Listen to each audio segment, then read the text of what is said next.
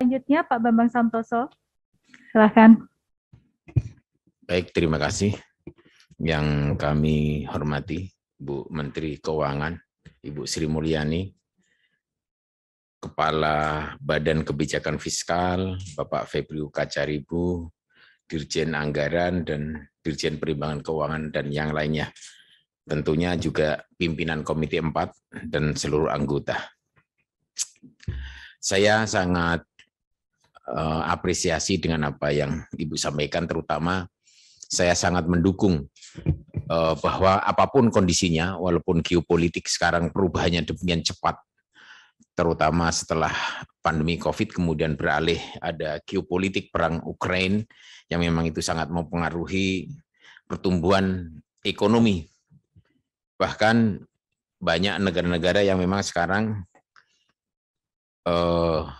kebingungan karena ternyata memang terutama energi dan pangan ini luar biasa perubahannya. Saya sampaikan di sini Bu, untuk Bali ini aspirasi daerah, DBH kita itu kan sedikit sekali. Kemudian sampai hari ini kontraksi ekonomi Bali itu juga paling rendah dari 34 provinsi. Dari beberapa yang masuk sekarang itu bisa nggak kira-kira dari semua yang ada itu dipertimbangkan lagi, terutama kebijakan spasial, relaksasi khusus bagi korporasi. Tentunya dengan memberi kebijakan khusus dan pelaksanaan PMK nomor 32 2021 itu.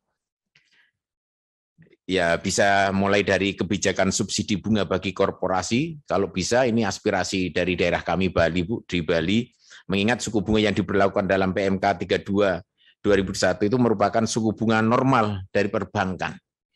Ini tentu harapan kami. Yang kedua tentu kebijakan relaksasi grace period selama 2 tahun bagi pembayaran pokok pinjaman. Dalam PMK 32 PMK 0821 tidak ada ketentuan grace period itu.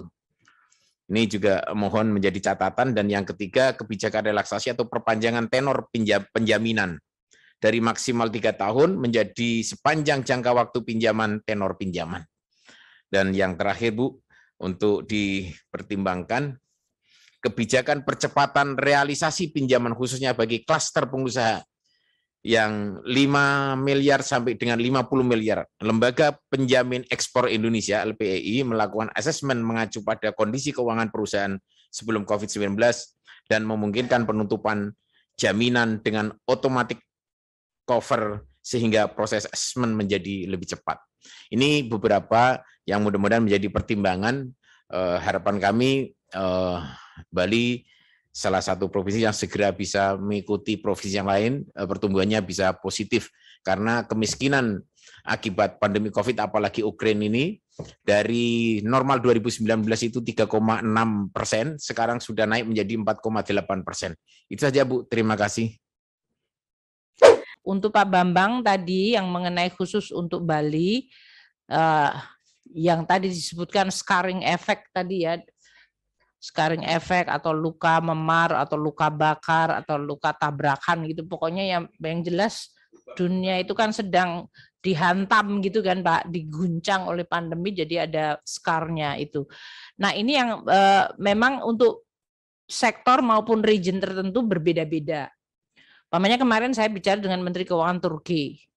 Beliau mengatakan ekonominya memang sedang dalam situasi sangat berat, tapi yang pulih itu sekarang adalah turisme enggak, Pak. Jadi turisnya itu boom banget di Istanbul. Beliau mengatakan ke saya, kamu nggak bisa ke Istanbul karena sekarang hotel-hotel di sana penuh.